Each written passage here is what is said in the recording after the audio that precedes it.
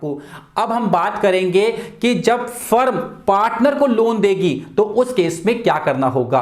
देखो, जब partner firm को लोन देता है तो उसका लोन अकाउंट अफेक्ट होता है अगर ड्यू होता है तो, लेकिन जब फर्म पार्टनर को लोन देती है तो पार्टनर का कैपिटल अकाउंट या करंट अकाउंट अफेक्ट होता है। हमें इसको ध्यान में रखकर चलना है। बस ये दो चीजें मेन यहां पर काम की है। आइए बात करते हैं एग्जाम्पल नंबर 6 की। एग्जाम्पल नंबर 6 मुझे क्या कह रहा है वो समझ लीजिएगा एक बार।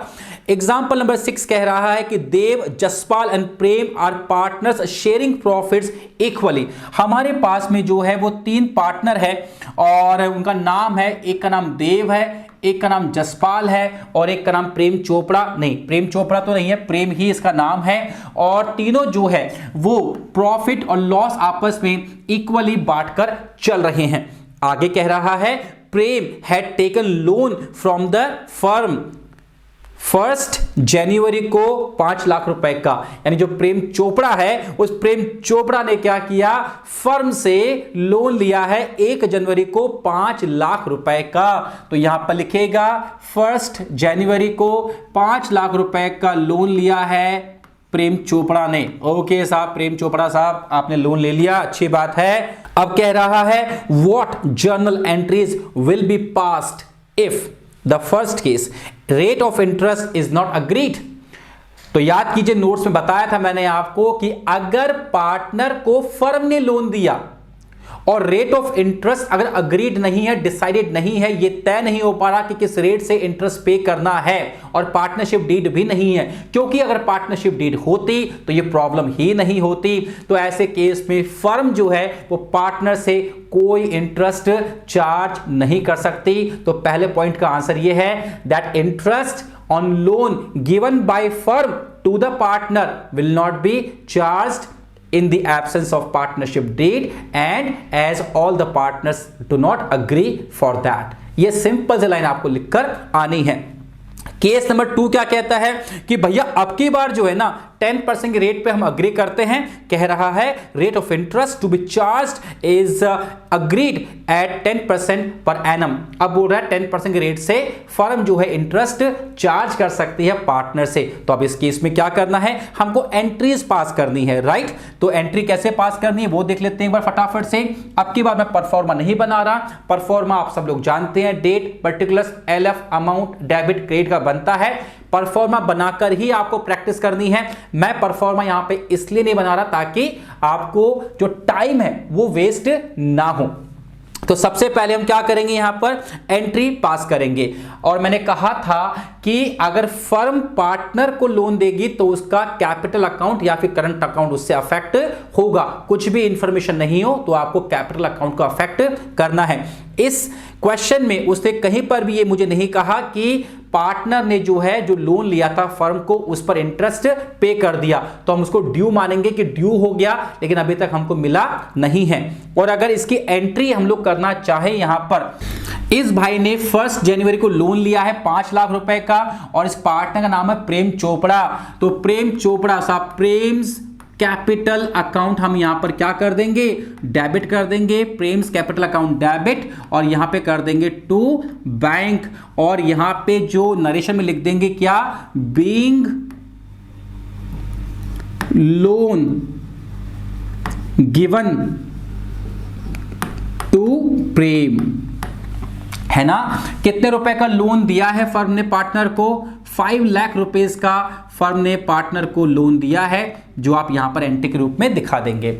इसके बाद में 31 मार्च को जो है वो इंटरेस्ट ड्यू होगा, यानी फर्म इंटरेस्ट लेगे पार्टनर से 10% के रेट से। तो देखिएगा इसकी कैलकुलेशन हम लोग यहां पे एक बार कर लेते हैं और लिखते हैं यहां पर calculation of interest on loan. तो यहां पर प्रेम जो भाई साहब है उन्होंने 5 लाख रुपए का लोन लिया है और लोन लिया है 10% की रेट से, हमें इस पर इंटरेस्ट चार्ज करना है और 3 मंथ्स का इंटरेस्ट चार्ज करना है। सर 3 मंथ्स कहां से आए, लोन कब लिया था 1 जनवरी को, तो जनवरी, फरवरी और मार्च 3 महीने का आपको इंटरेस्ट पे करना होगा।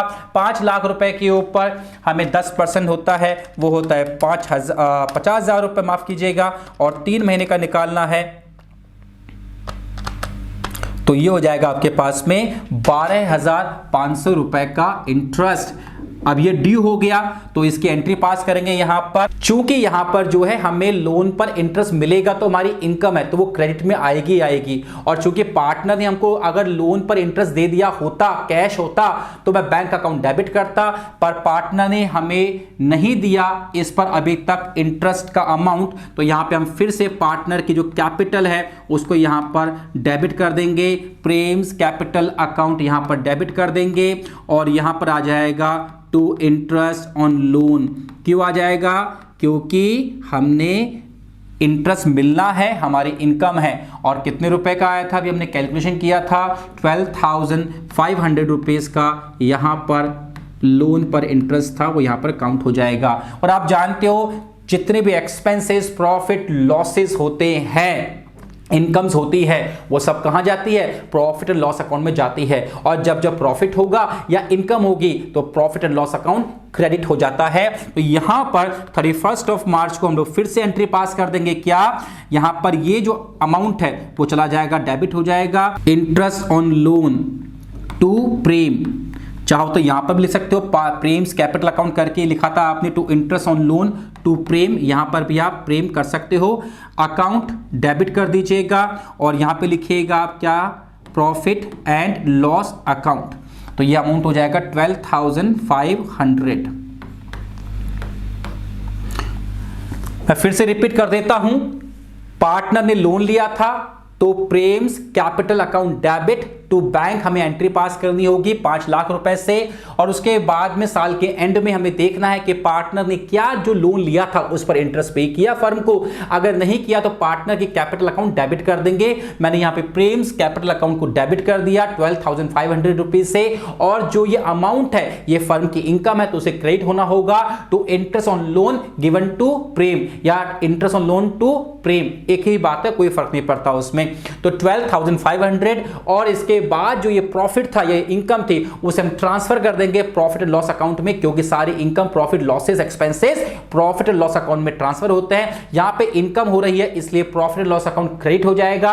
तो एंट्री पास होगी interest on loan to Prem account debit to profit and loss account 12,500। तो ये कंप्लीट क्वेश्चन हमारे पास में यहां पर हो गया बच्चों।